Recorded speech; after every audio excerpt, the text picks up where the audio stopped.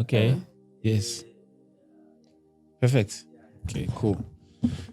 Thank you. Isiqalile vele.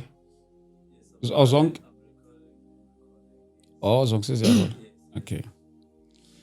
Bafowethu siyabingelela kakhulu egameni lika Jesu. Thank you so much for tuning in. Thank you so much. It is yet another beautiful day. Siyabonga kakhulu bafowethu uNkulunkulu makadunyiswe kakhulu. Sisimaboy. Cela ukuthi uzivalele lapha lo mnyango uze ungasiphazamisi labantu mabedlula bangezwi indaba zethu. Siyabonga kakhulu. Today I'm joined by udadewethu enginayela namhlanje. Alright? Ngiyaright ubhidini njani? Uyaphila? Sikhona. Ekugcineni. At last. Finally. Siyambonga uNkulunkulu. Thank you so much for coming and siyabonga kakhulu ukuthi uzivakashele uzoba nathi namhlanje ngalolu hlobo. Ubonga mina. Ngifikile lapha ngithi mina hayi abantu masisegoli masiseThekwini manje they are nowhere to be found manje abasatholakala awufuna ukulungisela imic lo. Okay. No, it's fine. Ufuna ukwenza kanjani? Kwisondeza nje eduzane. As long njengambhala ngomuzo. Hayi. Yeah. Thank you. Right. Ngawe. But izompika kapha kanjalo. Ngicela imelo enze kanje. Right la. Bese ukuthi Okay. ahlale kahle. Thank you. So ngicabanga ukuthi izoba right.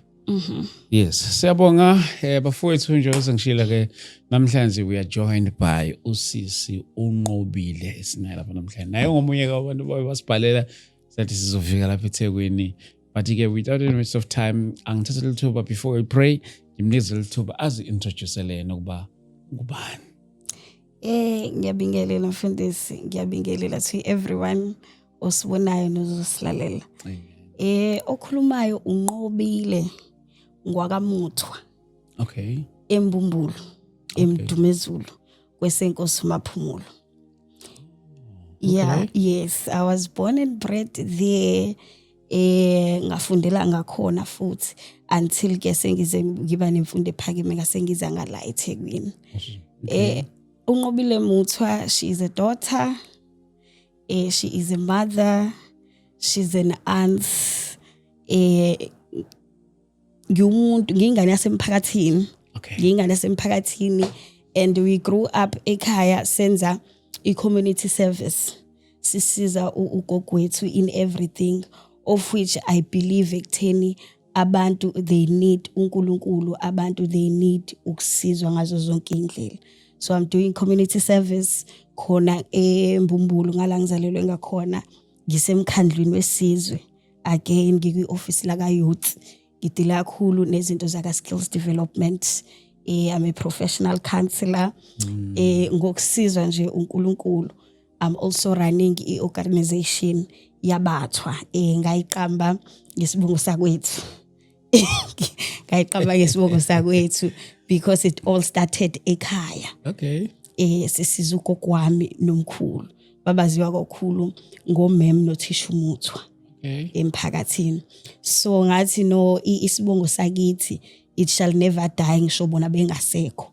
So ngase ngasungula i-organization ekuthiwa abathwa community development project okuyiyona ke esisiza ngayo imphakathi. But how it goes nje kakhulukazi in relate ne community before sizongena kwestory sakho. So ngizama nje ukucheck ukuthi nje kuhamba kanjani. Umphakathi wethu sikhulele endaweni which is very dry. Indawo yangakithi yamoshwa kakhulu izimpi. Most people on our side are living in fear. Okay. Njenganathi sizalelwe kuleyo fear. Umukhulele endaweni enezimpi, like wonke umuntu uyazi ukuthi eMbumbulu kuyaliwa. Imbumbulu nje idume ngokulwa. So umukhulele kuleyo environment ngisho ithuba livuleka sometimes awuliboni ngoba vele usuke ukhule ngokusaba. Sure. Thina ke saba nenhlanhla ke sakhuliswa abantu ababa ama leader emphakathini abakwazi to shape us ngendlela ekutheni bayisuse kancane lento yokwesaba batshale lento yokuthi go out there and make it. So siphile emphakathini okanjalo okuthi even today we are trying very hard ukubakhipha abantu kuloyo nto. Wow, thank you so much. Yangithinta kakhulu le yama community services because I also love it. But ngiyakholwa ukuthi umuntu nomuntu usuke nento esuke imdriver emenza ukuthi agcine involve kulento asuke involve kuyona. Wena yini le kwenza ukuthi ubone isidingo sokuzi engage with ama community services? It's because empilweni yami izinto engangizifisa ngikhula, my parents, they couldn't give it to me. Ngaze ngasizwa abantu who were closer to me. Nabanye ngangabazi, but they've played a big role empilweni yami. So ngiyakholelwa ekutheni mangisize wena mfundisi today, wena uzosiza abantu abayi-50 tomorrow. And into engikholelwa kuyona kakhulu imfundo. Imfundo, mina umkhulu wami waye uprincipal. Waze wakha isikole khona in the community. Sure. Ugogo wami wayifundisa phesheya. When she retired wazokwenza i-community service. So ngiyakholelwa kakhulu emfundweni because mina they couldn't give me ekhaya endlini la ngizalwa khona, but ngakwazi ukuyithola through usizo labanye abantu. So nami nginaleyo nto ukuthi no man, especially abantu my age as abasaku youth abafunde. Hence my organization is working with Springville College la sinika abantwana imfundaze. Yeah, njengoba sikwi youth month manje sikhipha amabhasari ayi-50. Sure. Sinalento ukuthi nginalento ukuthi akungabi khona umuntu ozoba ne-excuse yongafundi. Akungabi khona umuntu ozoba nento azoma ngayo athi mina ngifundanga ngoba opportunities are there. Asingene kwi-story sethu. Asingene kwi-story sethu. Kuyasibhalela la waveza indaba ngifuna nje ukusummarize ababukeli bethu lapha emakhaya. Waveza izinto of which they are very very very very much so touching lapha. So uyawaveza nje izinto ezibalekile, ubushadile, ushadile nomfundisi. Along the way umshado wagcina uphela, and ekupheleni komshado nawe you went through some difficulties khona lapho kunjalo yabona ngizama ukuyigoqa lento ukuyisummarize kumsummarizela lokuzana umbukeli wethu lapha ekhaya ushadile nomfundisi okungaba ukuthi umshado awuphelanga nje just but kwaba noku isiZulu sithini wakuravaza wabuye emendweni mfundisi wakuravaza emotionally even physically. Yes but nje mhlambe singene kusona lezi stories zethu. Okay, mfundisi, growing up umntwana wentombazane uyatshela ukuthi uzokana one day you will have your own kids, uyabona. So when umntwana wentombazane and then umese uyayihlela lonto ukuthi mhla yenzeka ngidinga into kanje. Mina ke my mom and dad were very strict. Okay. Thina abantwana bamantombazane ekhaya sikhule sihlolwa. Sikula maZulu. Yes. Sikhule sihlolwa, sihamba umhlanga. We were being taught every day ivalue yokuba umuntu wesifazane. So ngase ngaba nale, I even prayed about this ukuthi mhla ngithola umyeni ngidinga umyeni omesabayo uNkulunkulu. Okay. Ngidinga umyeni one vision. Ngidinga umyeni who is kind and loving. Uba nalezo zinto nje umuntu wentombazane ukhula. And then I met this guy. I was doing matric. So ngangifunda Sibusisiwe eMbumbulu. Okay. Mangifunda Sibusisiwe eMbumbulu ngikhonza kaMakhutha. Okay. Mase nje matric yangithi siyafunda nangama weekends. It happens ukuthi sifuna ibandla eliseduze nesikole. Okay. Ukuze masisuka esikoleni sikwazi nathi ukukhonza because sasikuthanda ukukhonza kakhulu. Then a friend of mine angi-invite ebandleni lakhe. Ibandla liseduze nje nesikole, it's a 5 minutes walk. Okay. So when I got there, sikhonze nje ngcine sengiku-enjoya nami ukuhlanganela nalabazalwane futhi baseduze ezingiqashe around isikole. That's where I met umfundisi. That's kanti siyakhonza umfundisi ungibhekile. Okay ke ngibona ukuthi sekukhona into awkward but I can't tell ukuthi intoni. There was umama uMhlongo babebiza ngoSinemhlongo. She became my mentor lapha esontweni. Ngamthanda nje because nami ngizalo uMamhlongo naye uMamhlongo, so ngase ngimbiza ngoma, sathandana nje. Oh, I love her so much. Ekuthandaneni kwethu kuhamba isikhathi, I think a year. Athi Nqobile, something is going on and I should let you know before uyizwe ngabanye abantu. And I'm like, how? Okay, I'm listening. Athi, are you ready ukushada? Ngithi kahle ma.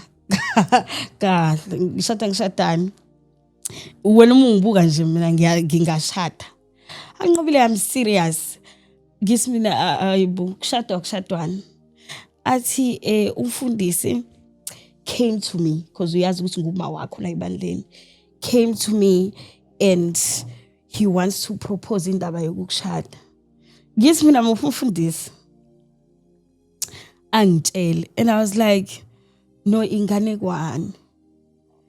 Angaziboni wani ngishada nje wesika kuyena ngisho brother kulona ngisho iasha lele ngilishada. Umfundisi. Eish. Yes, yena he was not old. Yeah. But nje lento ukuthi mina ngizoshada umfundisi, why me? I was so confused. Then I had to pray about it. Isimo sasesingiphoqa ukuthi pray about it.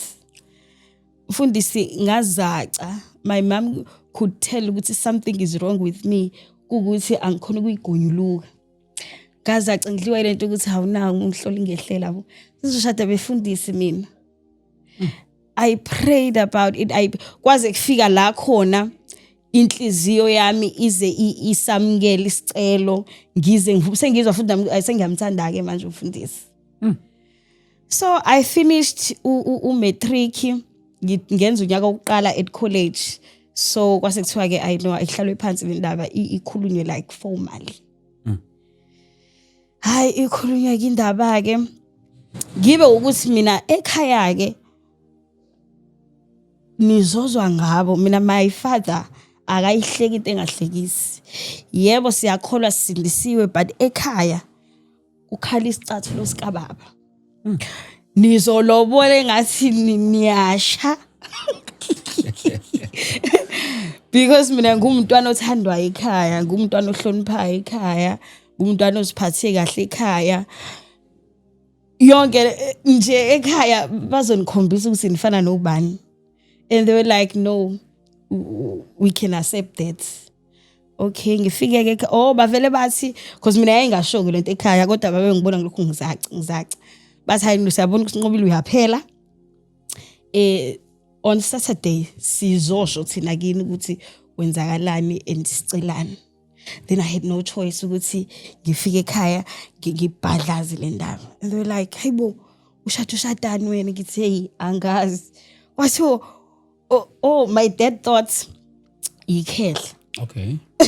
Omeza ukuthi umfundisi. Okay. My dad thought ikhehla and was like angifune ikhehla la kwami ezoga ngithi mina akulona ikhehla kuthi uyamkhulumela yabazi abazali banjani.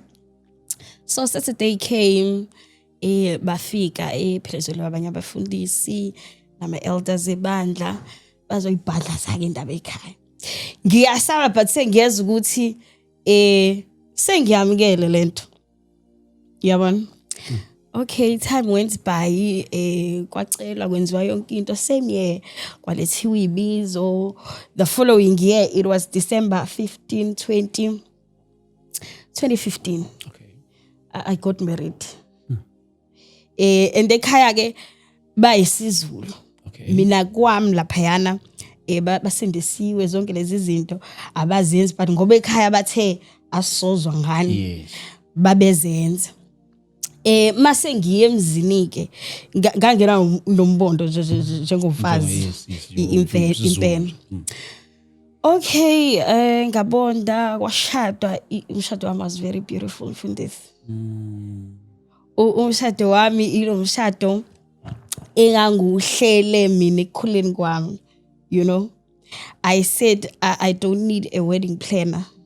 Ngiyawazi umshado engifunayo. Kwasifana can you do it ngathi mina? No, wami lo mshado esikhuluma ngawe and ngawuplana kudala. So my wedding was very perfect, was very beautiful. Nje yonke into was perfect. Okay, ngishada December 2015, mhla 15. Okay, ngafika ke emzini. Ke emzini fundisi it's a different story. Sure. Impilo yangale komendo ayifani nempilo ephakathi emendweni.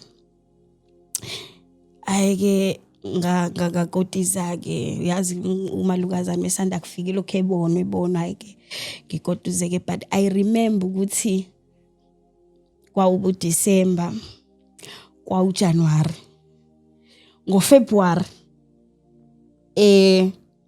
ila aqala khona ukungibeka isandla. For what reason? Mhlambe nayo lesi siqale lapho. Umfundisi, there were things engangizizwa ngilungiselela ukushada. Okay. One angeke ngiblame kakhulu imina engangazikholwa.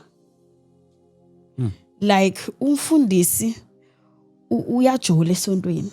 Okay. Iba ngibukubuyela banama like banamanga laba. Hayi wamaka ayikakwenzi lo. Yabona yonke into engangizwa ngangithi mangimbuka angiyiboni futhi. Naye. Yeah. Mfundisi uyajola esontweni. Mfundisi umithisile esontweni. Umfundisi this, umfundisi that. Umfundisi abusive. Kukhuluma even abantu ababa ma ex amfundisi before I call. They were like, "Ushintshe nini?" Babembiza ngegama lakhe. "Ushintshe nini undu?" Yeah. And I'm like, I know, I'm not shintshile. Until ngishade. So mase ngishadile phela, he couldn't hide things anymore. I'm here like every day. And in that time, ngangisafunda kuphela ngangasebenzi. So isikhathi esiningi we'll spend it together. Okay. Hayibo, mase ke ngishadile sengingaphakathi, sengiyazibona ke lezi zinto. Amantombazane that were dating my husband esontweni ayezwana. Yabona? Mina wayepopayi laphayana. Wona ingalwi and they form a team against me. Sure. Yabona? And benalento yokuthi wayeshile thina. And mina phela ngisanda kufika ebandleni. Umfundisi propose indaba yomshado 1 2 3 kuyashadwa njalo. Mase ngiyithola kahle indaba, there is a girl eyayihlala kubo kamfundisi. Excuse me. Imihlala kubo kamfundisi was like umzalwane usaneyinkinga kubo. Kanti umzalwane lo ukipitile no mfundisi. She's a wife. Sure. You know?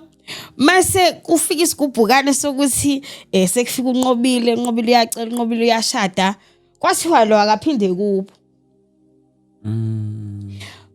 mayiselwa kuthi hayi uyahlanya yabona kanti lo ntombazane lo owayekipite nomyeni lapha udadewabo ngangifunda naye college okay angitshele athi hayibo ingane yami isiyaxoshwa ngoba sekufike wena ngithi mina ngenzeni mina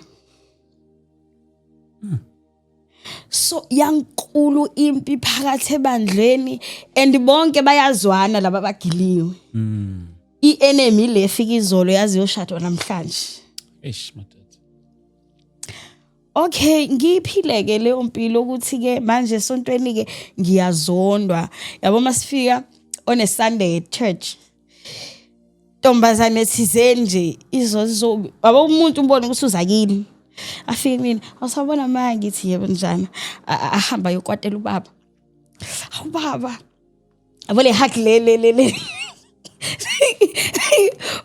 this kwawena ngishaba breathing and out ngithule nje ngibuye man leli sonto kanti isonto lenu leli noma isonto ukuthi nje umfundisi wala kwalikhaya noma isonto is in like ministry yakhe i-ministry ibandla likhulu sure and this guy abantu bayamthanda that guy ake ngimqambela amanga uNkulunkulu has called him and uyena odlala ngobizo kodwa yena he is called even today ngisakusho ukuthi uyena ogangile ngento engagangelwa kuyona you know abantu bayamthanda abantu bayakholelwa yena abantu bayaphila so this thing went on and on kwafika la sekuthi sengithi khona cause ekhaya la sihlala khona uma wakhe sashona then ubaba wathatha umunye umama bahlala separate thina sisekhaya so akekho umuntu omdala engizombikela noma engizomceba kuyena you understand and nginalento ukuthi angikwazi ukutshela ama elders ebandla azomthatha kanjani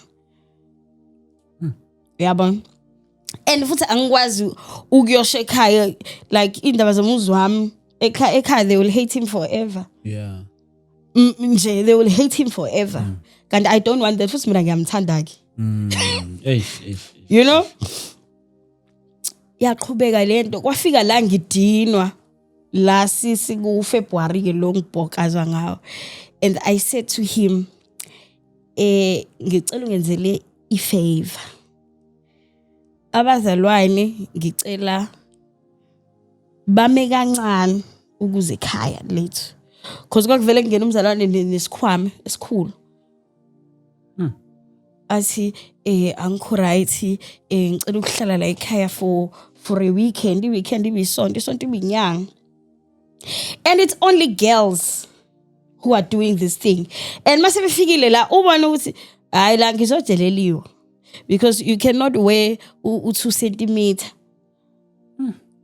wesketi ubushuzele la kwami you know okukuthi ke shame ngangidlala ngabo because into ababejwayela ukuyenza uyabona so mase kufike mina that's why they are fighting this much ukuthi cha ngibajwayela kabi uyabona into eyenzakalayo la ekhaya into ejwayelekile and umfundisi is well with it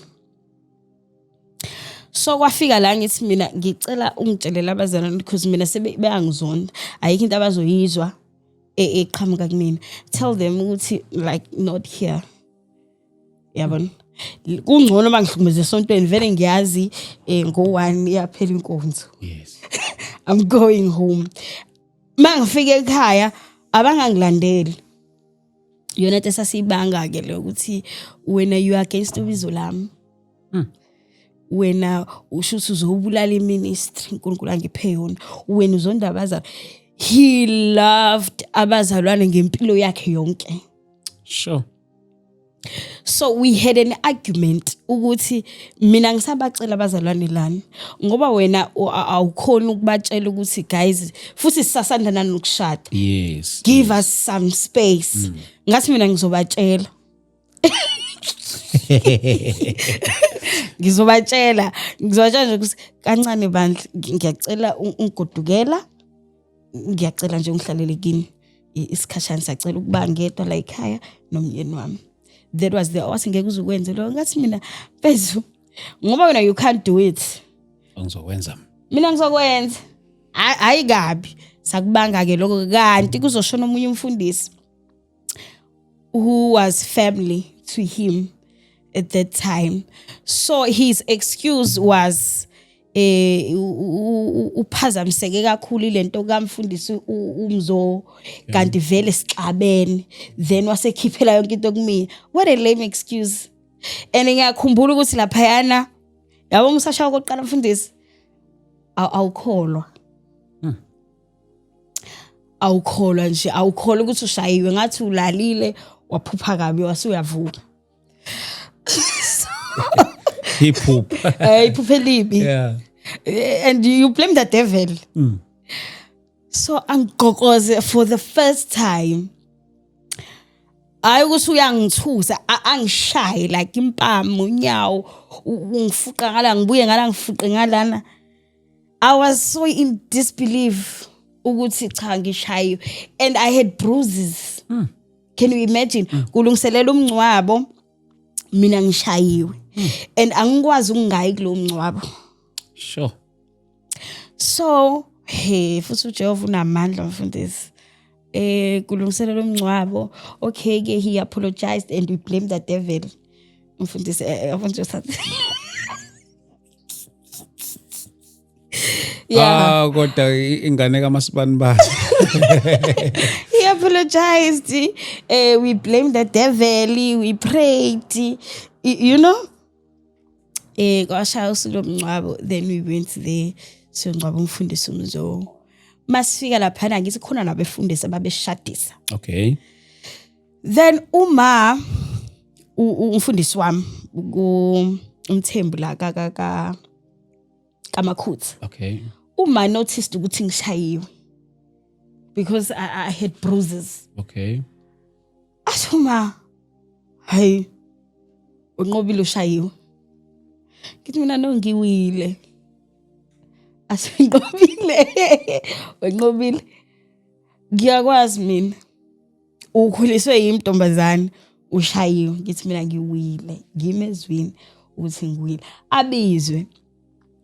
Uthiwa what happened? Athi ngiwile. And nami ngime nomyeni wami maye ngiwile. And that was a kid, but uma noticed ukuthi ngobile ushayiwe and say something, and I was not willing to say anything because uSatan wayengena umyeni wami ngesikhathi ngishaya for the first time. You know? Time went by and I realized ukuthi umfundisi even though sishadile but akayekanga ukujola esontweni. Akayekanga ukujola and wayengajola ontanga yakhe. Wayijola ingane. Eish. Yabo esontweni most of ingane ezazi ku youth we ingane eyishoda ngothando. Ingane engakhulanga kahle, ingane ezikuma situation ahlukahlukene athile. So zona lezo ingane izona leza idila nazo. Sure. Because mhlambe kanye ukabili ejole nontanga yakhe. The rest was abantwana abancane. Lezi ingane. Hayibo time went by umfundisi ajole. Kufika isikhathi where ngithola umsebenzi. Masikhuluma indaba yokuthi because mina I'm very active, yabona, and business minded. And I'm like, first angesize sikhona ukuphila ngemali yabazalwane. Let's have something ekuzobe yethu ezosigenerate imali so that we can live. Yeah. You know? Abe nalento ukuthi wena mangikhuluma into constructive ngaleyo ndlela avela ngilwise. Wena nqobile izenza indoda. Yabona abe nala umagama. And I'm like, no mfethu. Let's do 1 2 3. Yabo mengakwenzi yena. I will do it mina ukuze abone ukuthi it's doable. Mase ngikwenzile he will crush it. wangiyekisa isikole ngize ngiyofuna umsebenzi nje wangiyekisa isikole. And I'm like, mfethu mina emhlabeni ayikho into engiyithanda njengokufunda. So if ungiyekisa isikole uyangibulala. And the shame, why ukwazi ukungigoqa angifundise nophotho, ufundise nophotho. Why khona ukungigoqa ngize ngivumelane na. Ngize ngiyibone into engekho ikhona. Isikhathi sihambe kulokhu kugula ingane ebandleni. Kancane ubani admithiwe, kancane ubani admithiwe. Because mina esontweni I had people who loved me. Yeah. Who were on my side. Ababebona ukuthi ngiyahlukumezeka but bengeke basho. Yeah. Ukuthi Nqobile siyabona. Omunye nje angitshela ukuthi umfundisi ulala nezingane esontweni. And uzikhiphisa izisu. Sure. Angithi say I'm in it too deep manje. And ngiyazi ukuthi deep down lento eshiwo iqiniso. But nami I had ukuthi ngiphike to protect him nami ukuze ngizivikele. Gives me that there is no such. And the abuse it escalated yazafika to a point where esenze isinom kanjani like vele usuyazi so what into yakhe engasayifihli.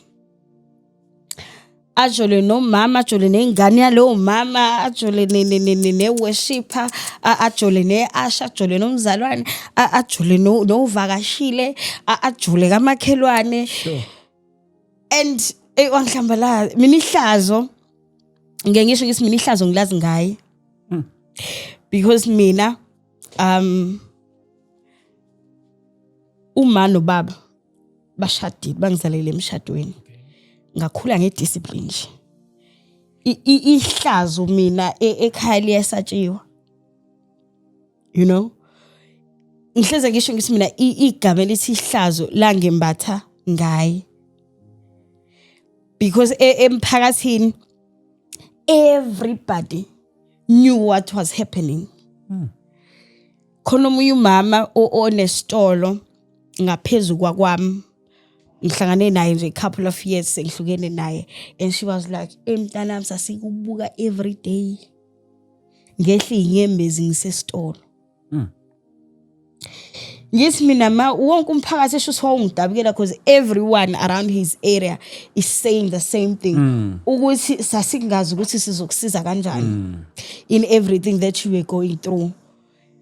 It escalated mfundisi yabo lento yokungishaya esengishaya like sekujwayelekile ukuthi once washinto ngathi mina leyo nto isho wrong like yabo leyo yokufika abaza ayikho ke into eyayingi kinya njengokuthi ngizokwazi ukuthi ujola noSisimabuyi.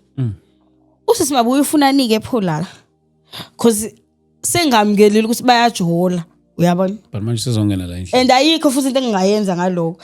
This guy uyazi ukuthi ngiyamthanda. Yabona mangidiniwe mangithi kuyena ngikhathele wena ngizokushiya. Angihleke.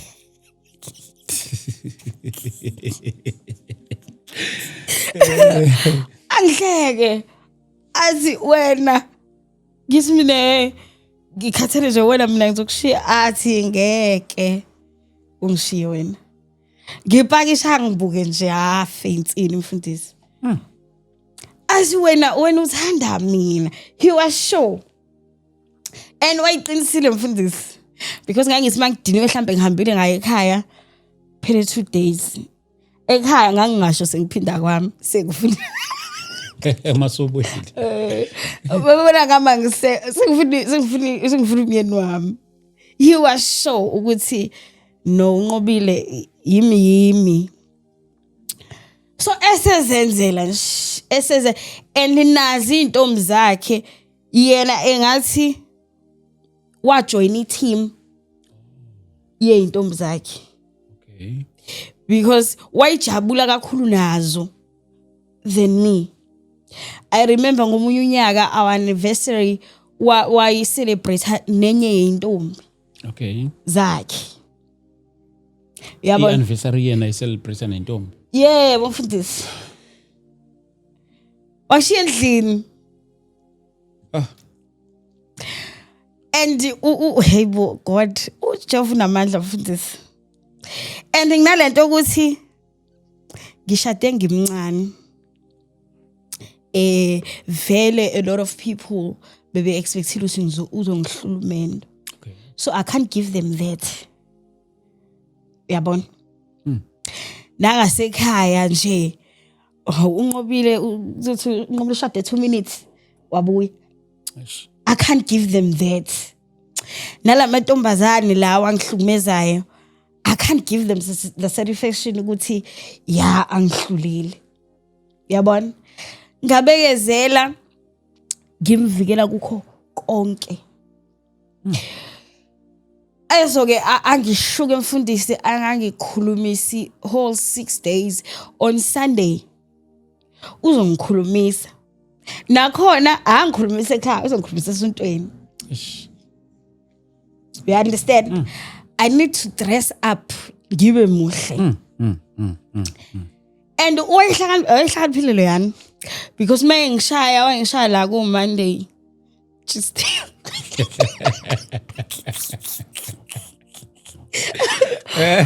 ngishaya go Monday Tuesday Wednesday isibhaxo nje Friday angisazi ngoba manje bheke kwi-Sunday iyasondela Sunday yabona and on Sunday kumele ngibe muhle ngihlale lapha yana ngishayela umkami izandla wazwa muhle umkami umkami ucela ukuthi uzothandaza that life you know and uma lo ngisimina she was my mother sontweni mamhlongo she saw everything happening wayijuba kwakanye wanqobile uzokhuluma and uzokhuluma ngenkani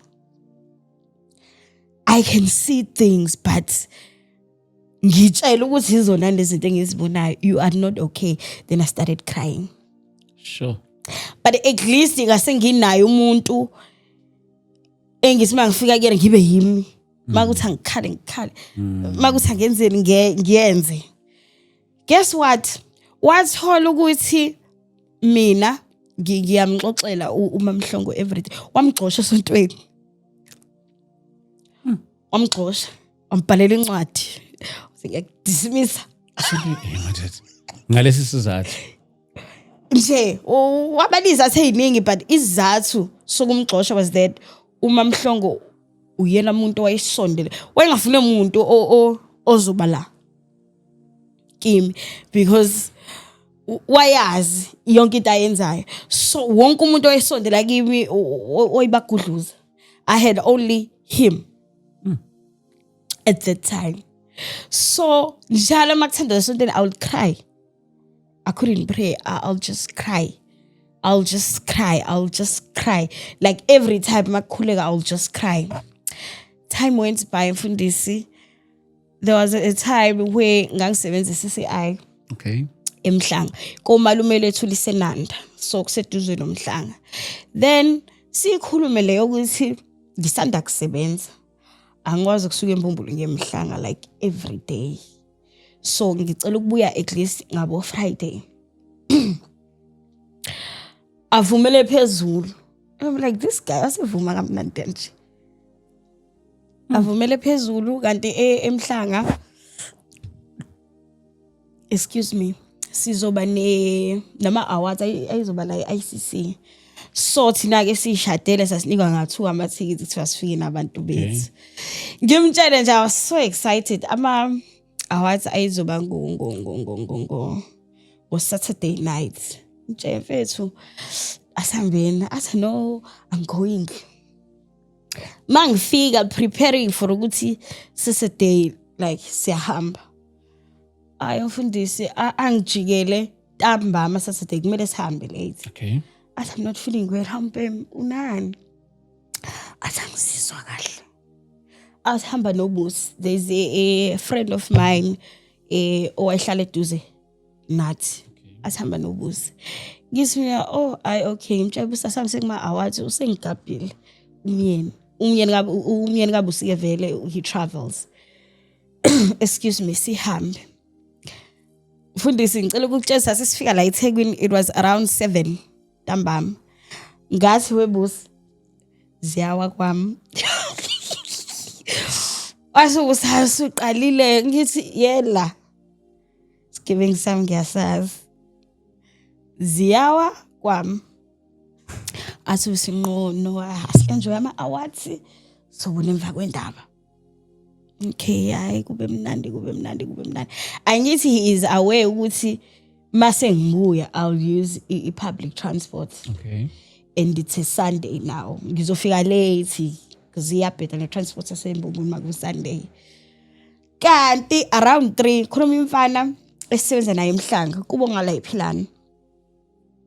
But uqashe ngala. Athi hawu mkhaya ngiyagodwa ngithi mina uyapha ngiyephilana. Yisi mina ngeke phela ungishila uya ngasekhaya.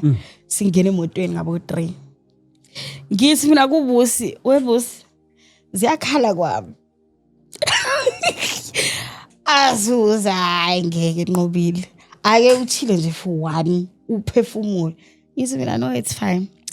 Angashiye phela lo mfana vela sihambise.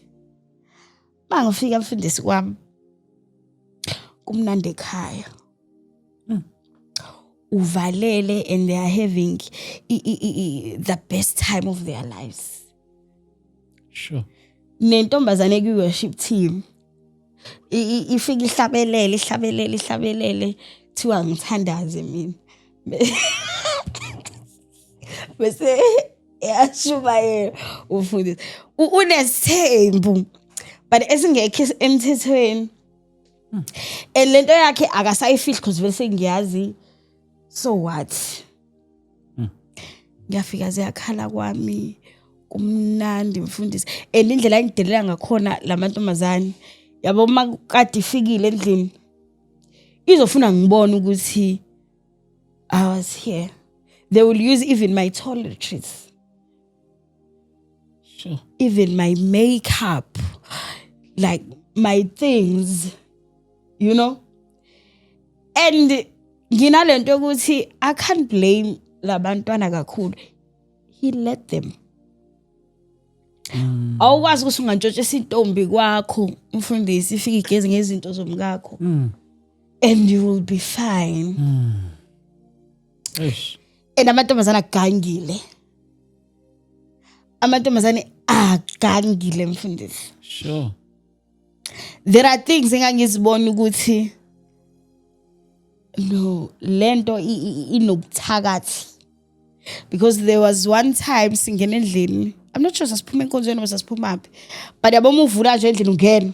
Kwanginuke ngathi kuqhuma isitamkoko. Kunuka udoti. How do you explain that? Kwakukuningi mfundisi kwakukuningi lamantombazane ahlangana uthi namhlanje siyaka mfundisi. There was a time where ngadinwa mfundisi ngaqhulula isibhaxo kuyo yonke into. Eyikhona endlini ngaleso sikhathi. Eyikhona endlini ngaleso sikhathi. I think angibuye emsebenzini. Ngiyangena omunye yapheka. Omunye wenza ukuthi omunye umnandi ekhaya. He is there. Athi mina ngicela ngiphumela. Hawu kade sifikile asikaqeda nokupheka. Avele ngashaya mfundisi ngashaya yonke into. And he was like uyangihlambalaza. Ngesikhathi ngibagxosha yena ushaya mina. Phambi kwabo la. Yeah. Mina lezi ingane they knew ukuthi ngiyashawa. They knew ukuthi angilutho. Babe ngidelela noma kanjani. They knew everything that was happening inside. I got sick. I remember I got sick. Nganginalento yokuwa emsebenzini. Ngiphathwe ikhanda 1 minute. Qhuma igazi ngomlomo namakhala ngiwe. Then I was diagnosed ukuthi ngine depression. Same time bangiqalisa treatment. Ngawuyeka even umsebenzi ngakhumbula ngisebenze pham la ku Rana Road Spring. Ngawuyeka umsebenzi, banguyeka umsebenzi ngihleli ekhaya. Njengoba ngihlele ekhaya ngibona yonke into ke manje eyenzakalayo. And intombi eyayimandla kakhulu naye ngalezo ikhathi she said sebexabene but wathi nayo. Okay. wayethi ey'ntombini zakhe ngidla amaphilisi okuhlanya. Esha amaphilisi e-depression ethi banganginaki mina ngiyahlanya.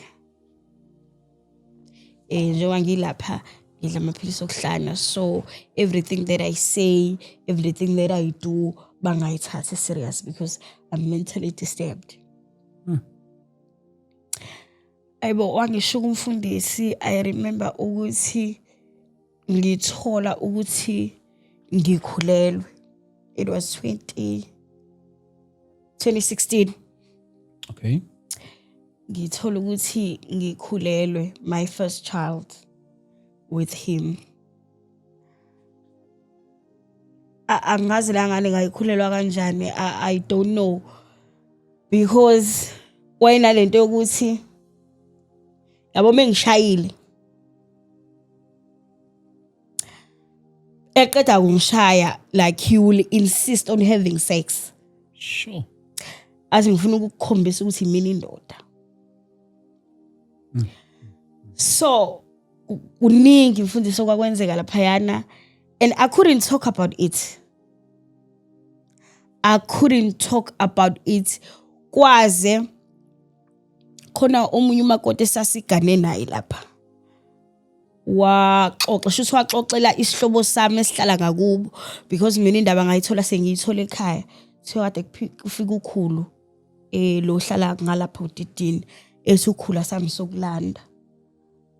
Ukhulu ushuthe exoxelele intombazane engane naye. Okay. Wahamba waye ekhaya straight. Excuse me, wayangima nobaba wasengiceke landa ingane. Uma nobaba bazilutho engimuhle, maso ekhaya ngiba muhle kakhulu. So ayikho into eyijampisa about me. Wasengiceke landa ingane, bangibiza uma nobaba. And mabe ngibiza ngifika ngimuhle, ngiyilento abayithandayo. Mangifika laphayana athuma hayibo kade kufika ukhulu. Ethi ukhulu asamsokulanda kaNxumalo. What's going on? Ngisimina hayibo ngilandelwani kwami. Bathi hayi no ukhulu akahlanye. Ukhulu ikhonta izwile wathi your life is in danger. Asikulandi. It's mina ningangilanda, I'm okay. They were like, are you sure? It's mina sure. Right. Ningangilandi. Ngaphinda khona mfundisi. Sahamba isikhathi mfundisi ngakhulelwa. Mangikhulelwa, I remember ukuthi there was a night I cooked. Isikhathi esiningi sasibabo soyi2. Okay. I cooked ngaphaka sadla naye. Lapho ke vele izinto zayizingasekho right okwangampela. Okay. I think I was 3 months pregnant.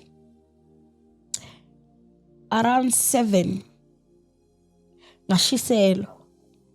Abe kushiselo ngekho normal. Like bese angizizwa kahle, yashiselwa. Enokushiselwa akonto kushiselwa ngikhulelwe yebo ngihlala ngishiselwa. But akone lokushiselwa lokumele ngabe ngiyakushiselwa. And she was like uzoba right. Kwasi kushayo 8. Angiyazi into engangiyizwa, but nganginalo ubuhlungu lo ukuthi nginesho ukuthi ngizoshona. Ngisha ngapha kakhulukazi ngaphakathi. And I'm like mfethu ngicela ungiphuthumise esibhedlela. Imoto ikhona.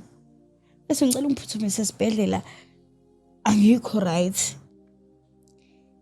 And he was like ngeke ufe. Sure. Wayehleli kanje empedeni business phone. And I was on the floor lapha rolling. Azi kahle ukuthi ngikhulelwe. Ngisibe sengicela ungisize. Athi ngeke uzufe. Ngithi mina unesho nganani ukuthi ngeke ngize ngife plus ngikhulelwe. Ngimtshela right now ngidinga usizo. And uNkulunkulu muhle because njalo mayizongila wayengiphuca ifone so that I could not get help. But that day wakhohlwa. I'm sorry. That day wakhohlwa ukungiphuca ifone. Ngicabanga nami ukuthi yabo lo muntu ngeke azangisiza indlela aphule ngakhona. I remember uma wayesesibhedlela eGulma ngalezo ikhathi. The first person I called was my mom. Ngafuna ngathi ma wathi unjani ngathi hayi mano ngikufonela ukutshela ukuthi ngiyashona. Asho ma uyashona? Ngithi mina ngiyashona. So bengifuna ukufa eGreece ngikhulumile nawe. Athi ubulawa yini? Futhi ubona ngempela ukuthi uNkulunkulu unamandla. Akufiki kuyena ukuthi angiphuce ifone. He is minding his own businesses. Uyangizwa ngikhuluma nefone but akufiki ukuthi angiphuce ifone. Ngithe ma angazi kwenzakalani ngami. Kodwa ubuhlungu engikubona manje. Hey ngiyashona yazi. Asho ma uphi undu esho yena. Ngithi ay ma akafuni ukukunaka. Ngithe bye bye. Yabona? Ngibe nalento ukuthi at least ngikhulumile noma and futhi ngiyazi uma into azoyenza uma sesibhedlela. Okay, shuthu uma ingqondo yakhe isebenze fast afonele ubusi lo ngithemba ngihlala ngakwami. Okay.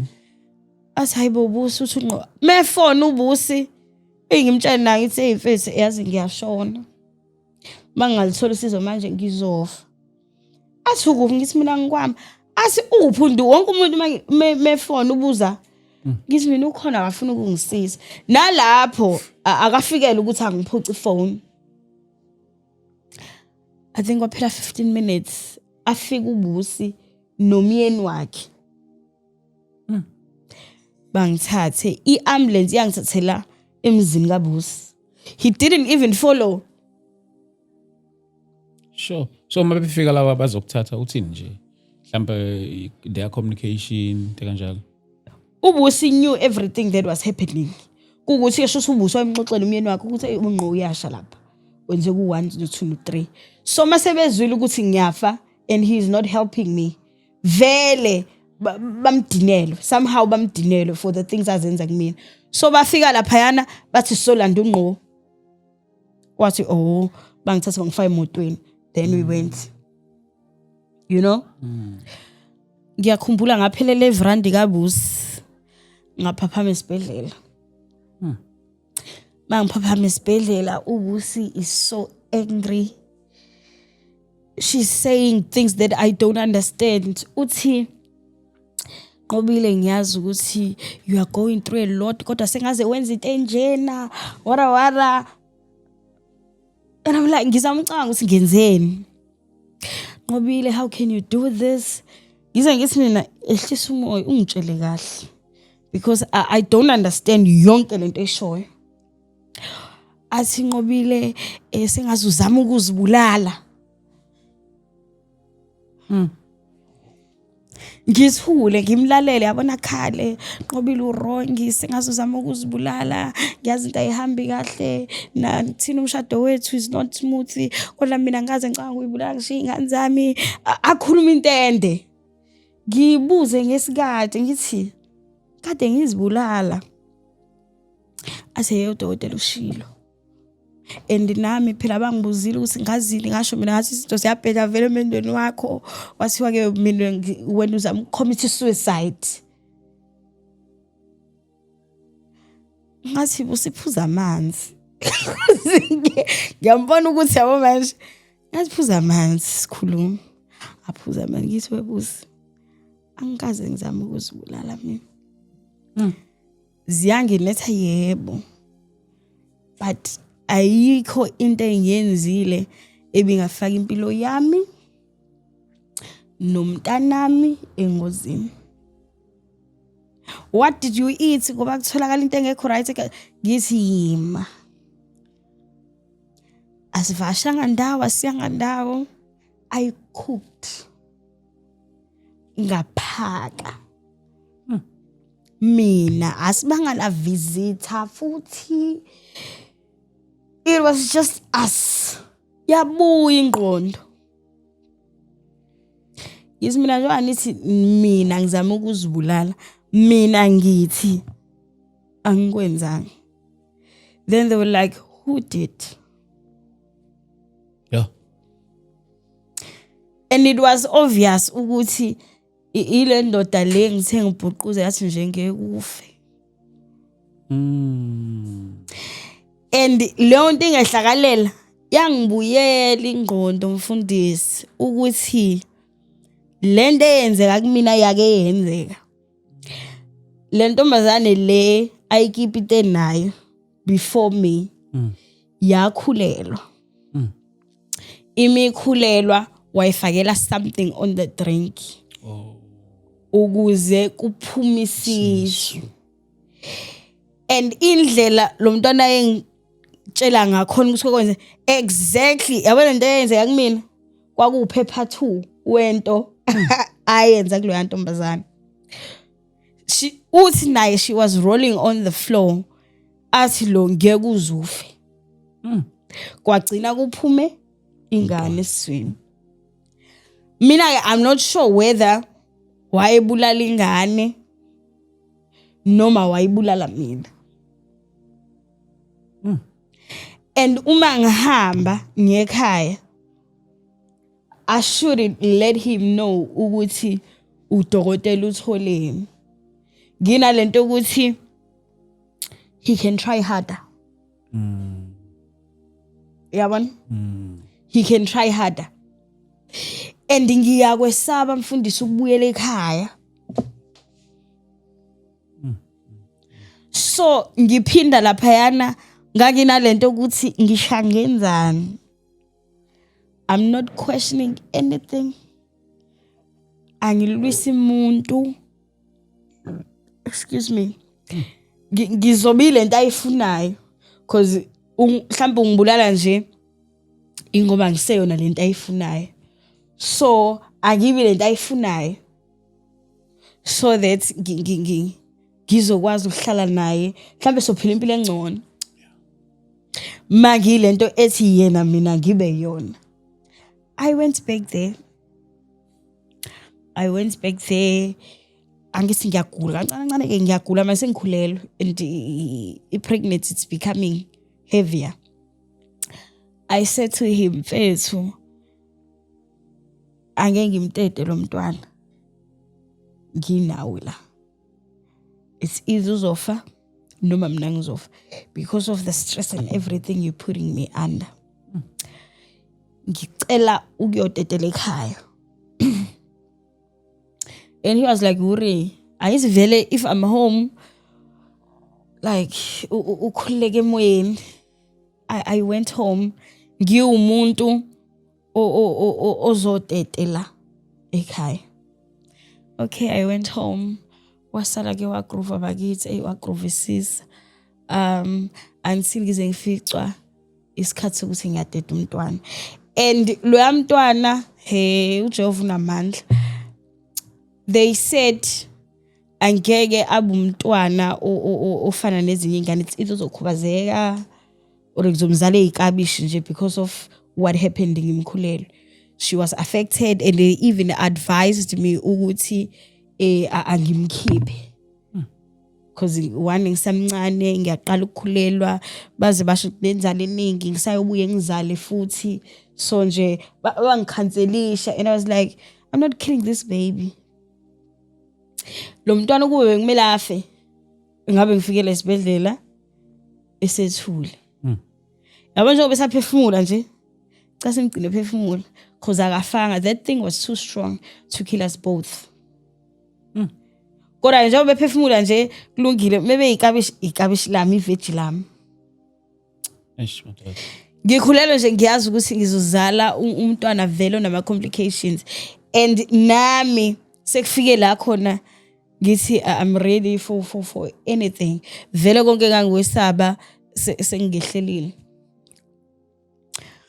wafika isikhathi sokuthi ngimtete I remember I was with my sister emshiyeni ake singishukisisuke ngamteta kwaku 4:20 ekseni mangimteta umntwana mabemkhipha kuwe bamletha kuwe Luyanese athi uyambona angazi usho itshela ukuthi ngihanjelwe ingqondo yini athi uyambona ngithi mina ngiyambona ngibheka into unusual kiye angiyiboni athi uyambona ngempela ngithi mina ngiyambona athi umntwana wami ngithi mina intombazane athi uyambona ngithi mina ngiyambona bamthathe-ke bayoba business nakhona ngidid I had a lot of complications ngaqhunyelwa umzanyana ngaphakathi I needed to go to theatre kwakuningi nje nothing was easy laphayana so mangibuye theatre oh okay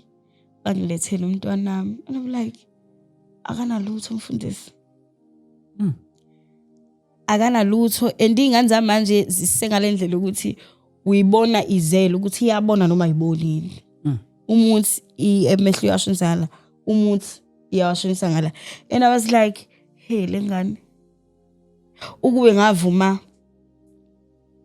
you know ngibuyele ekhaya afike naye the following day ngidedele afike naye ezoyibona ingane ke umfundisi kosami ingane yomgcotho afike kazoyibona ke adlala ihappy father laphayana ke sigoduke sami sekhaya masigoduka umfundisi sekhaya I think he waited 1 2 3 months wafika and he was like ngizolanda umkami esibhedlela ekhaya okay ngidedela ngithi ngayi ekhaya he was like hey ngizoyilanda umkami Nkosi yami ila ngakwazi ke khona ukukhuluma ngathi no angikhona angithandi ukubuyela ekhaya I don't feel safe there ila sengikwazi khona ukusho izinto ukuthi this happened and he was like I know he blamed the devil fundisi lonke iphutha laphayana elikasathani he blamed the devil waxolisa in front of my parents kwalandwa even abantu ababeshadisile ayibo yankulu indaba afundisa axolise ngibone nami ukuthi at that time wayesethole umuzi eBitela okay wase nje lo yamuzi I can't stay alone ngifuna umkami mina nengane yami mina ngabona ukuthi out isimisele yaphenduka yeah nokuthi ezekhaya abiza abazali bami ezokhuluma kanjena he sounded so genuine ayasekhaya no plus nginomntwana omncane dinga both parents I should go okay ke sihambe mfundisi uma sifika ngalena kanti umfundisi unentombi yakhe ayithandayo unentombi yakhe ayithandayo and they have planned together ukuthi they should get rid of me sure because impilo yakhe ayiqhubeki kahle ngikhona mina one we are married and in community of property so umfundisi has this thing ukuthi no mina ngisho ngahamba but ukuthi ngilapha and I'm still breathing is not enough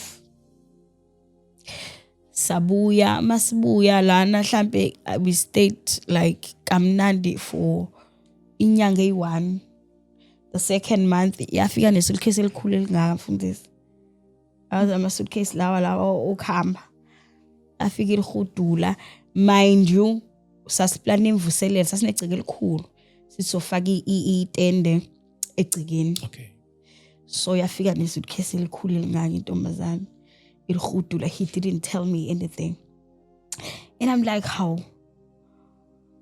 unombuso wafika nesuitcase elingaka wathi unombuso uzohlala la ekhaya until imvuselelo iziphethe lapho ngiyazi ukuthi what they are doing nonombuso gives me no you can't do this to me plus nanomntwana omncane gives me you can't do this to me mina I know ukuthi nenza nalengane and lengane iyangidelela so isizongidelela 99 lapha manje la kwami wathi kanti usafika nalomqondo wakho ungabafuna abazalwane and was like mina ngizoyimela lento yakho yokuthi wena you are fighting against abazalwane mina uNkulunkulu angibizele kubona and wayengishana ngoNkulunkulu yana athi mina ngithini uNkulunkulu ngoba uNkulunkulu ngibizele kulabazalwane so wena umuthi I should not do this mina ngilalele wena noma ngilalela uNkulunkulu uyabona As I can't choose you over God. Ngithi mina uNkulunkulu mfethu othelandele nganolala nazo zize la kwami zizongidelela la kwami ayi ngizoshawa ke lapho asuyangidelela you are disrespecting my God, you are disrespecting me in my own house. Fundisi, they will sleep together ngale erumini mina ngilele nomntwana la. I will hear every sound and sure. That girl why excella. Oh. You know? And why kwazi ukungidrive ngalendlela ukuthi uyangazi ukuthi angikwazi ukumhlambalaza mina. Uyazi ukuthi angikwazi mina ukwenza into engazwisa yena ubuhlungu. I will not tell anyone. They will sleep ngale ekamereni ngibezwe. Babies mfundisi, and they will take long. Labayana ngiyabanika iGrammy. They will do everything. That girl aye kitchen egqoke isho mfundisi I crop top.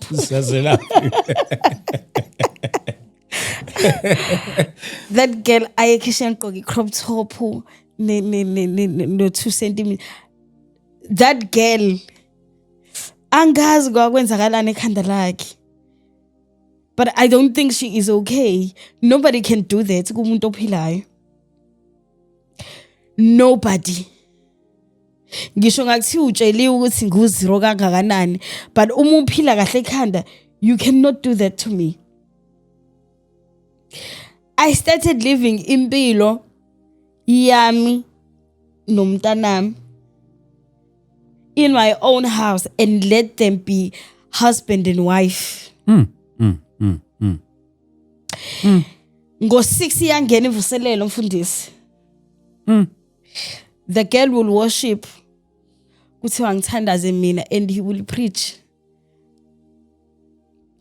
Uma kuqoqiwa ugel bayagoduka kwabazalwane ugel ungena endlini.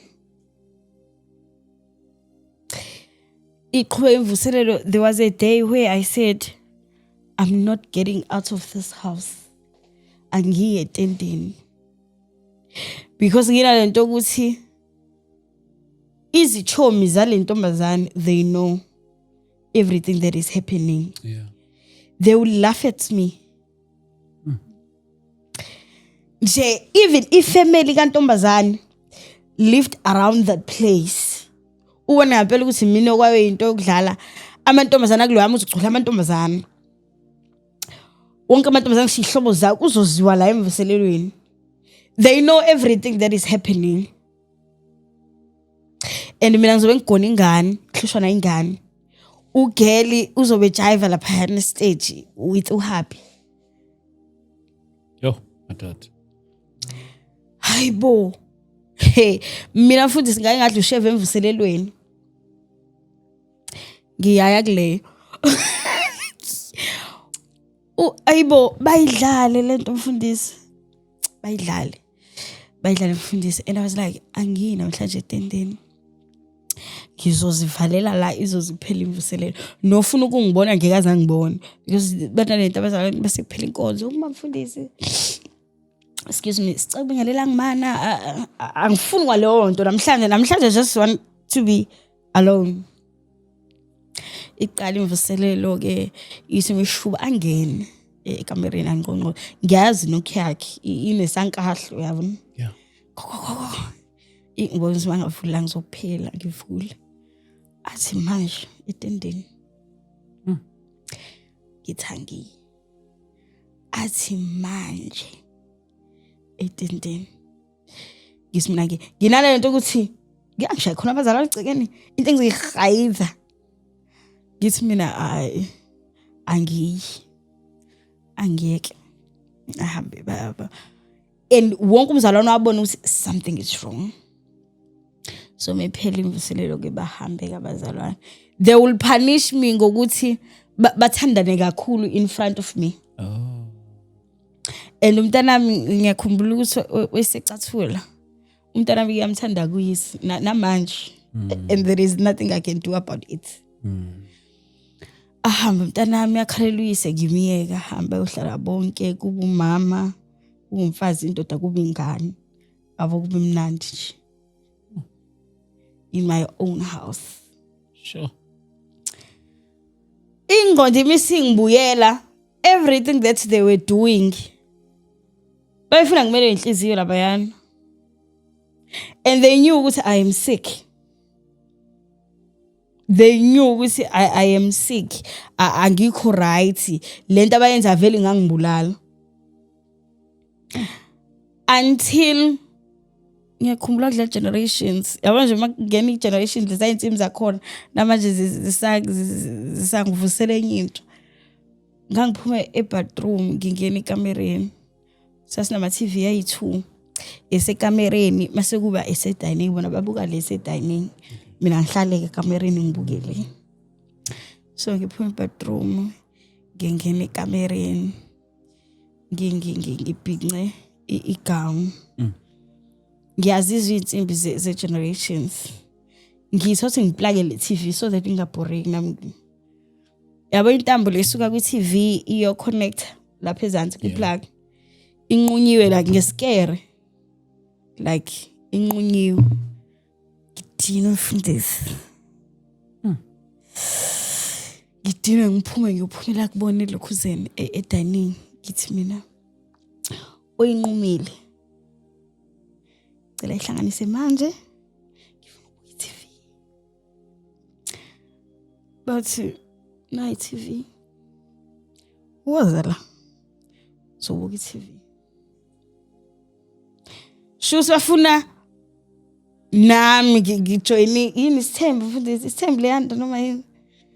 Bafuna nami sibe happy family. So lento ukuthi bona ba happy ngala mina ngihlele ngedwa ngale iyabanyanyisa. So sonke asibe la. You know? Kithi mina oyinqumile. Ngicela ayixhuma manje ngifuna ukubuka. There's like night TV hlaphansi ukubuka. Ngadinwa mfundisi ngagoba yabo le TV la bayibukile. Ngagoba ngadisconnecta kanje.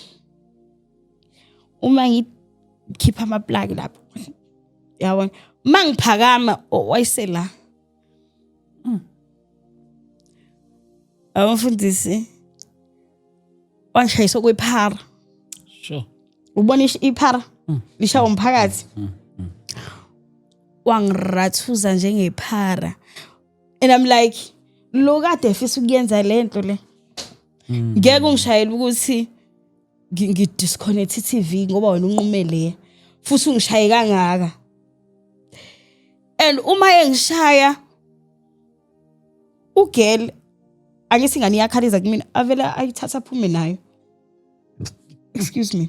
Ngiyakhala endlini ngiyayizwa but nayo ukuthi iyakhala eminyango, ne? Ngidido ukuthi sithuli. Yo. Yaba iyakhala ngiyakhala. Ngisanayo ithembe yabona. But yathula. Ngiyazi le feeling engaba nayo the time.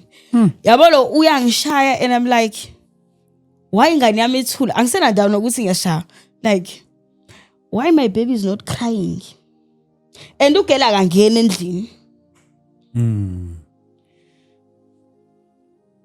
Oh angishayeke angithi nami I'm trying to fight.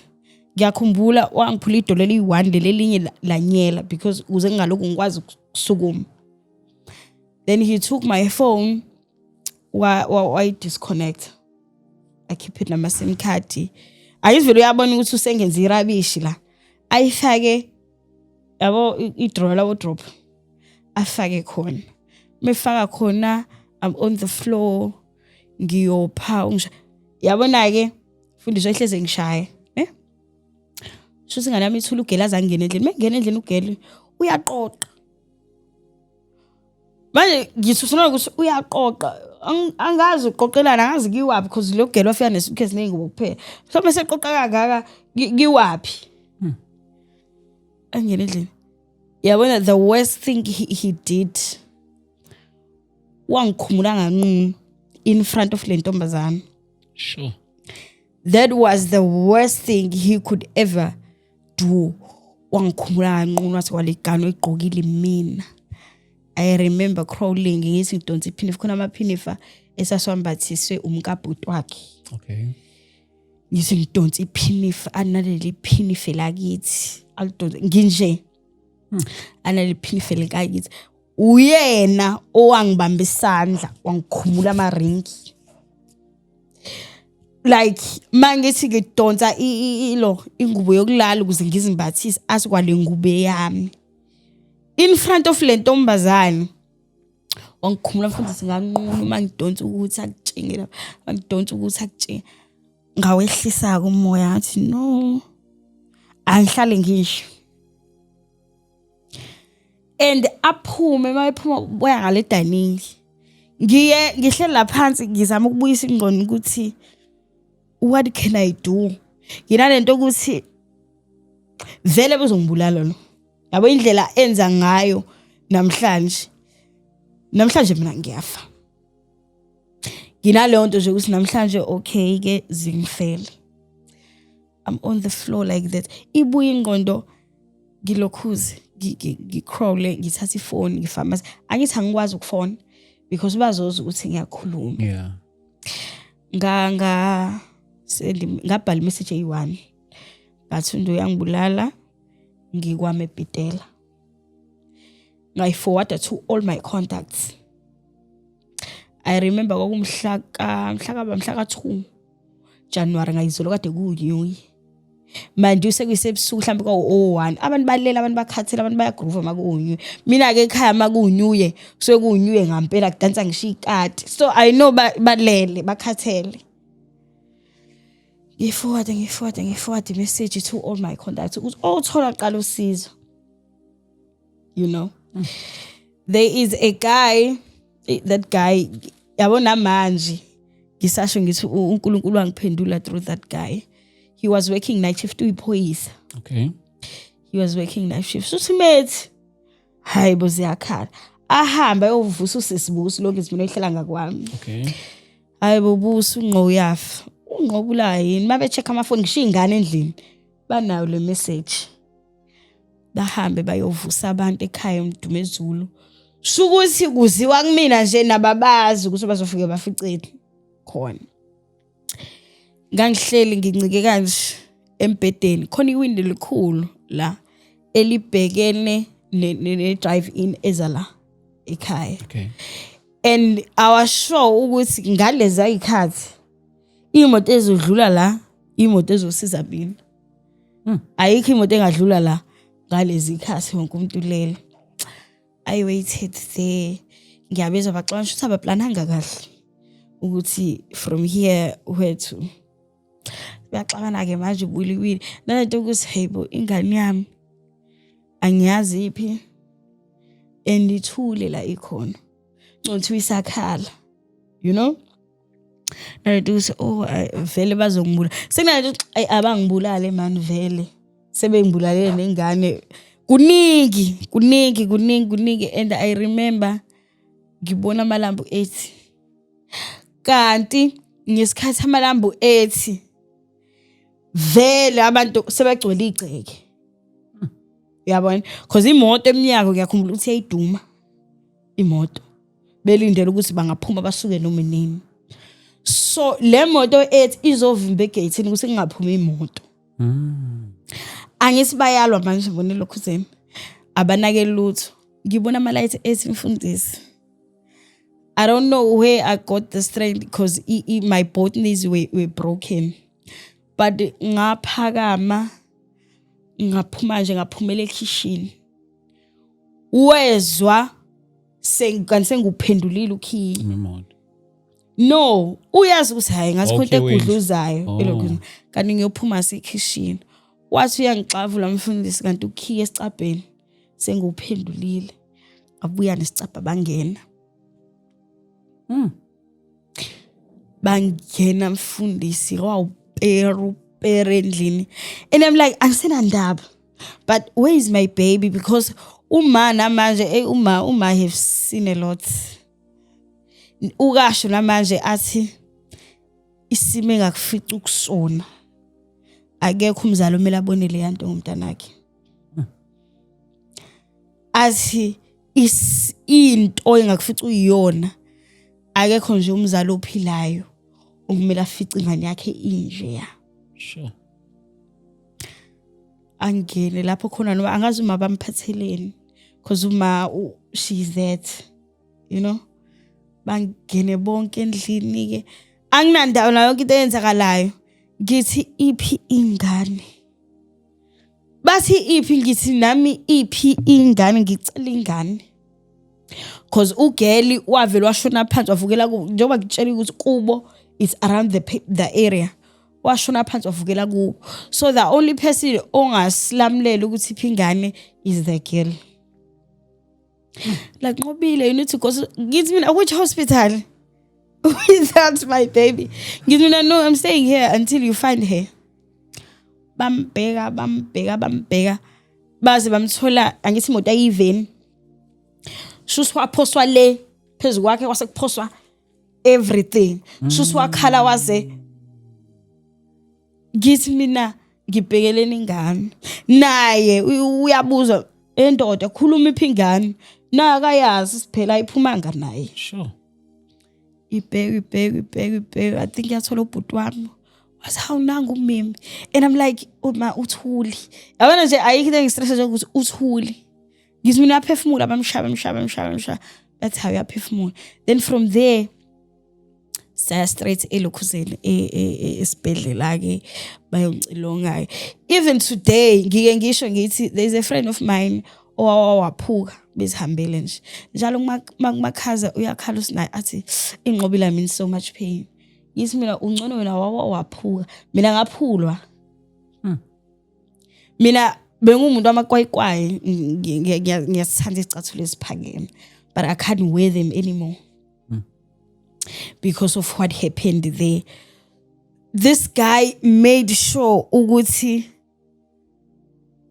uyaqeda ngami because le ntombazane le ababengile nayo eseyigilile. She said we needed to kill you there. Ngithi mina nanqandwa yini uthi we don't know but mina we had a future esasipla. Uplana kanjani umyeni umuntu future? Uplana kanjani umyeni umuntu future? Babe ne future nje enhle yabo ethiwa enenoju abayiplanile but ngikhona. Balengane ingane ayizalayo lengane. Yes.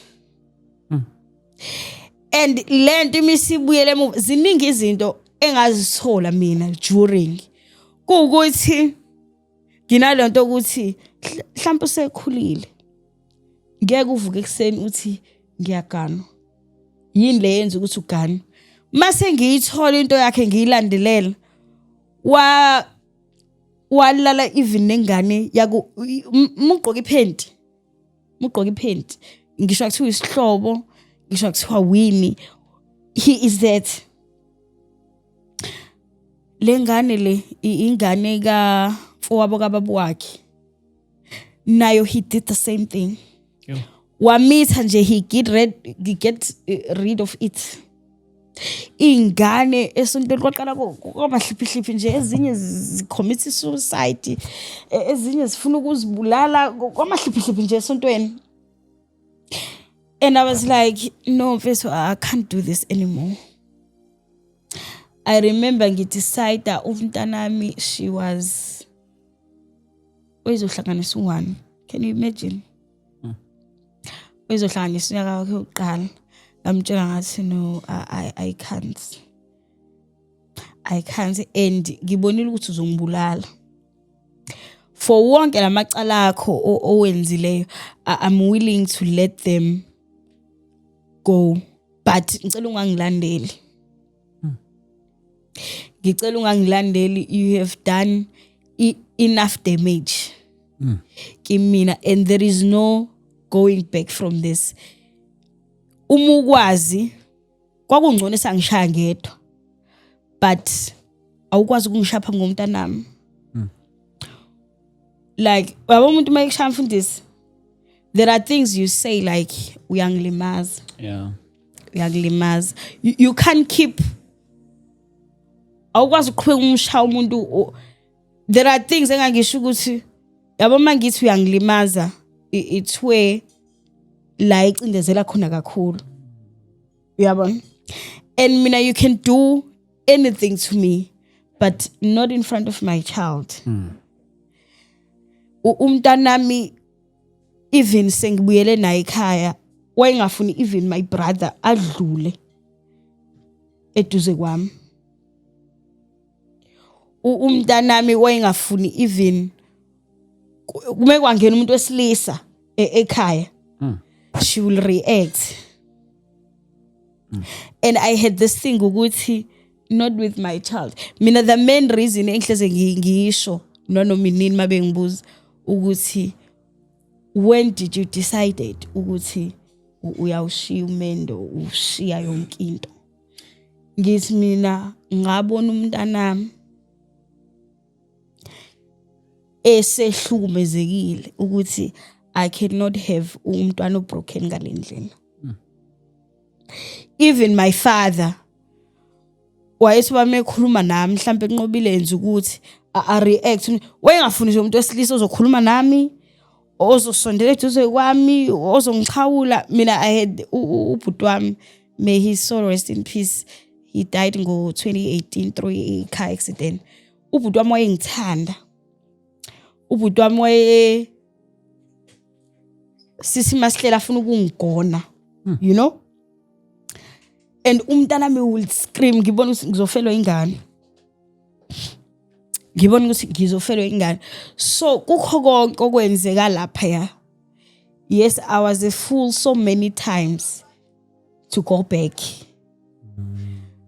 But la ngabona khona ukuthi I cannot go back anymore. Ila sengibone khona umntanami ukuthi uyabona ukuthi kwenzakalani. And it's affecting her. Ngina lento ukuthi mhla 85 years ekhulele endaweni enje uzobe umntwana onjani? Uzobe umntwana onjani? Worse, she is a girl. Sure. So I couldn't take it anymore.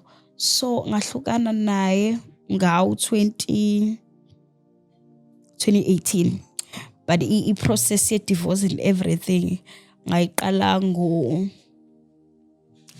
2019, 2020 saphazanyiswa na i-COVID, but yaze yaba through ngo 2022. Okay. I think nakhona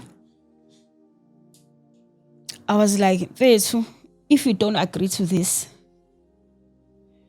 you are forcing me, phela icala liboli. You are forcing me ukuthi ngikubophe. And uzoboshwa because I had this thing to keep evidence of everything. Mina ngiye enkantolo siyo divorce i-lawyer yami because that time I was very emotional. Makhulunywa ngayo yonke into, I'll cry, I'll get sick. So uAnesri advised me ukuthi Nqobile thenga uThukhwaya and write everything there. Everything that you remember, my records esibhedlela ushayiwe, even the photos ushayiwe, have everything there. Ngabhala. So on the court dates, he wasn't expecting it. Cause laphana futhi abona nje nomthetho uyakwazi ukuklinya. Laphayana awungikwazi ukuthi ngivele ngithi hayi angisamfuna uDlamini ngicela bandla ukuhlukana naye. Kuthiwa wanya. Kumele usho ukuthi awungifuni ngobani. Futhi izathu zakho mayingezwakali kahle uyatshela kuthiwa sonizamela i-counseling. Uyabona?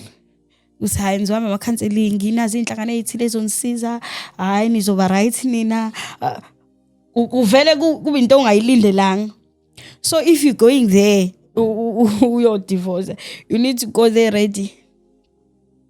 ngoba uzosuthi mina hayi uyangihlukumeza uDlamini kuthiwa hayi no this can be, you know, kuthiwa isinezinsizwa zikahulumeni wara unikwe ubuye nama-pamphlets ayinqwaba ubukade uthe ufuna ubukade usefuna ukuyohlukana nomuntu.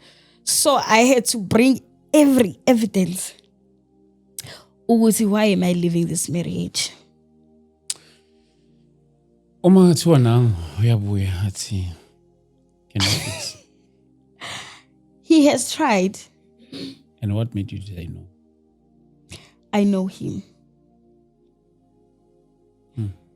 That guy is manipulative. And if ungazazi wena, if you have lost yourself, ungazuvume, that guy angifuna ukuthi he will never change abantu abankulunkulu ne. Yeah. But he is far from changing. I see. You know why? That guy cannot admit. Okay. That guy cannot admit ukuthi ngobile ngiwonile, ngobile ngikuhlukumezile, ngobile I am sorry.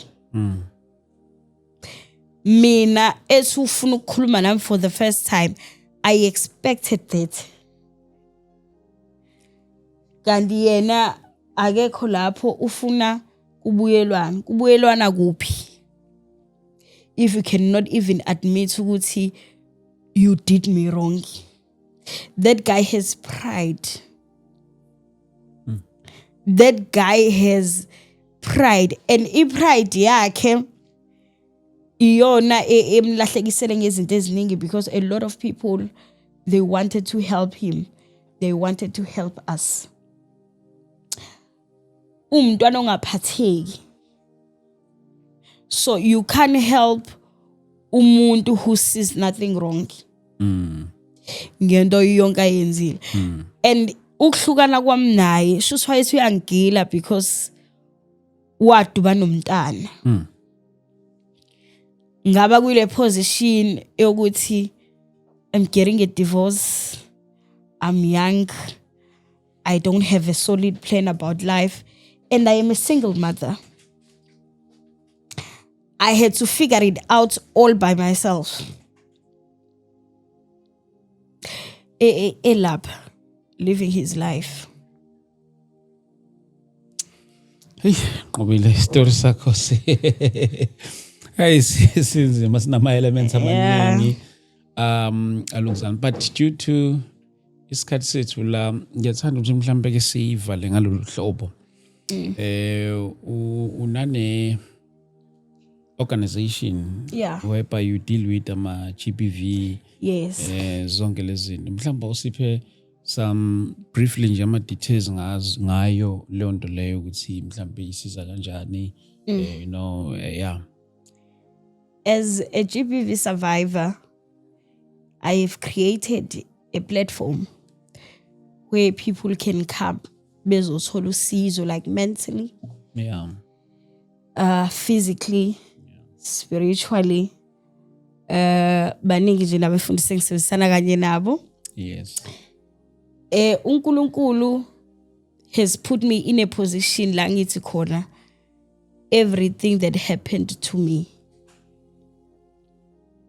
ingoba kwakumele kusizakala abanye abantu. We were laughing about it nomunye umngane nami ngithi mina ayingeke mbhemu zonke izinto ezangehlela mina angibonanga phela uNkulunkulu mina I'm sure zonke lezi zinto zangehlelela nina. And we were laughing about it because right now I'm healing other people who have gone through the same thing. Yeah. Especially mama befundisi. Yeah. Kuyanyiwa lapha mfundisi. And there are pastors esibazi ukuthi lo uyamhlukumeza umngaki. Eish. How painful is that? Mina mfundisi khona amabandla engasawahambi. Ngisho singabanga nawe uma mfundisi ungumandla, I will not come because I can't look at your husband like pretending that ezenza uDebshisi God laphayana who else ngazi ukuthi deep down uyakuhlukumeza. Mina most people engi around them abantu besikwi ministry yodwa nabo. Okay. You know? Okukuthi mina ngisamile kutheni umendo muhle, umshado muhle. Angikwazi ukuthi ngingathuka umshado ngenxa ukuthi mina ngigile umfundisi. We understand. Yeah. Umuntu ngiyamsiza ngalendlela afuna ukusizwa ngaso ngaloso sikhathi. I'm dealing with abantu khona bangabuyanga ke emendweni but abakuma relationships abakhamayo abahlukumezayo. Abanye bayakwazi ukuphuma, abanye abakhona ukuphuma, they are still in there. So I am there for them because enye into lenga eyangehlakalela ukuthi mina mangishada one thing he did was ukungiyekisa isikole. And nginalento ukuthi most people basemendweni and bacindezelwe khona emendweni. Umuntu wesilisa uyamsama umuntu wesifazana onamandla.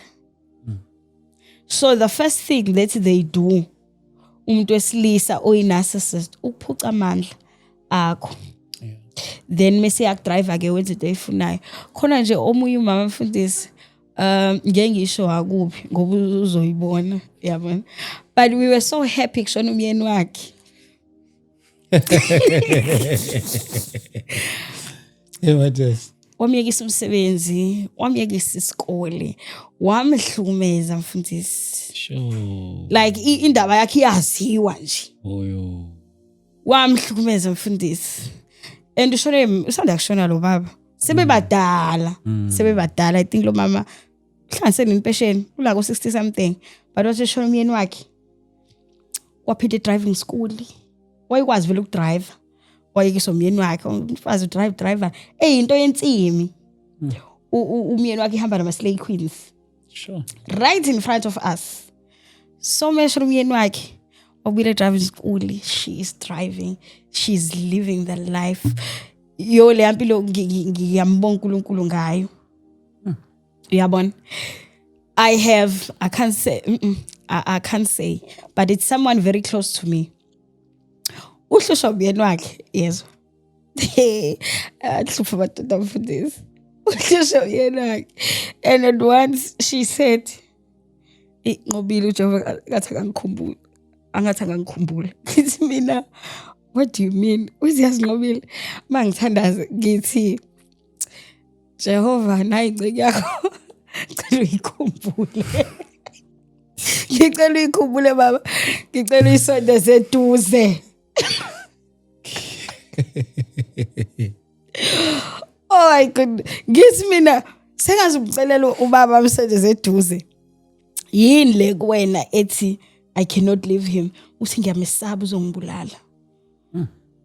So kungcono ngilokhu ngimnceke uJehova ukuthi baba nayi inceke uyayiletha kuwe. Ithathe Nkosi. So abantu besifazane they are going through a lot. Yabona. So I have opened the platform where the first step to healing mfundisi is to talk about it.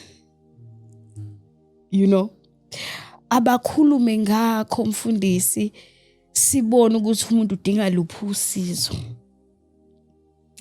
And ngibathanda kakhulu basenhlizweni yami kakhulu laba babuyile emendweni because bona ngingakwazi ukubasiza ngifinyelele la mina ngifisa ukufinyelela khona kunalaba basangaphakathi. Yes.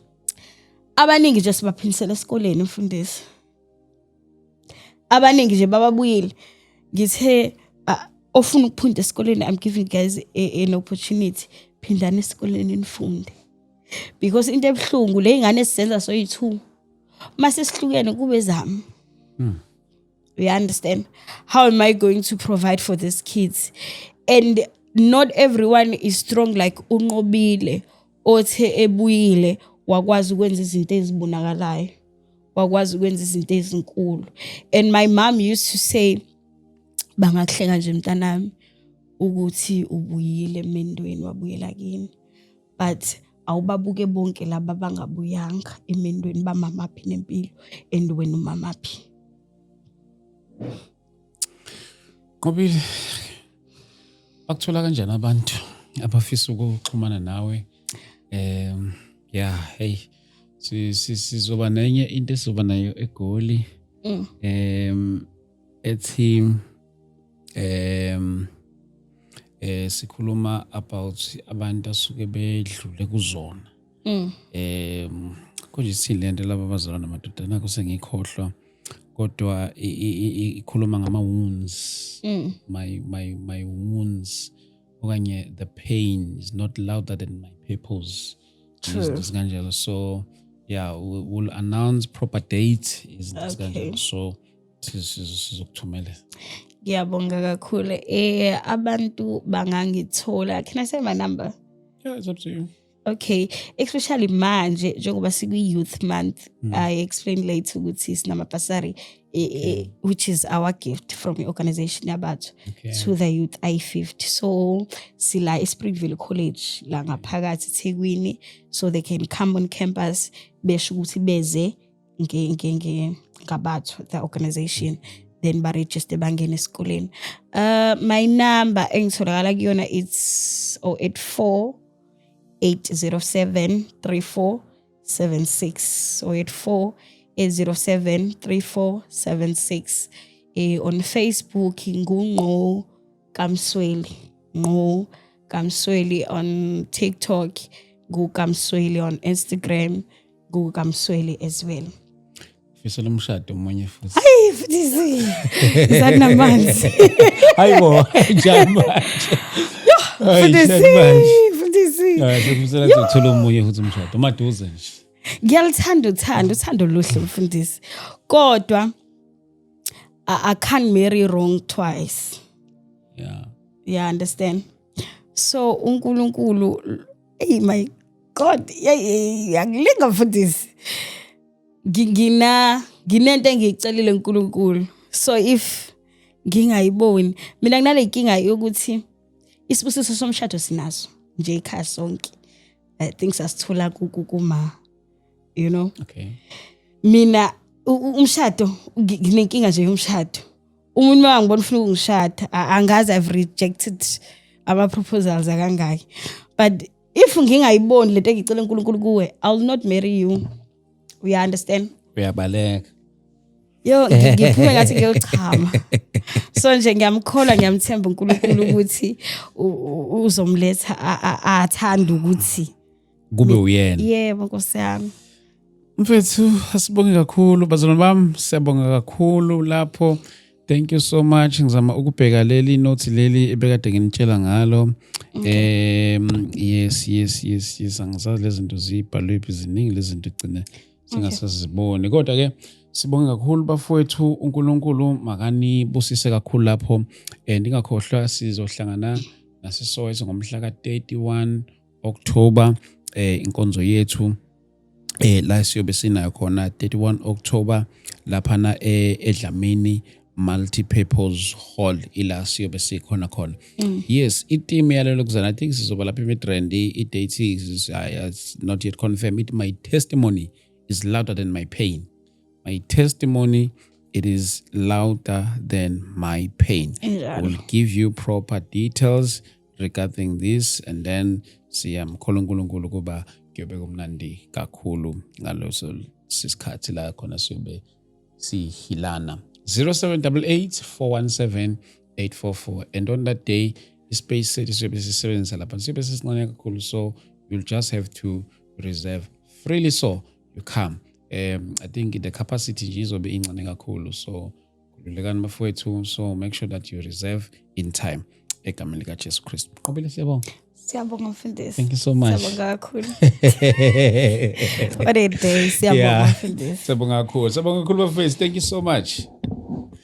Hey. Hi. Kuyalena le. Hi.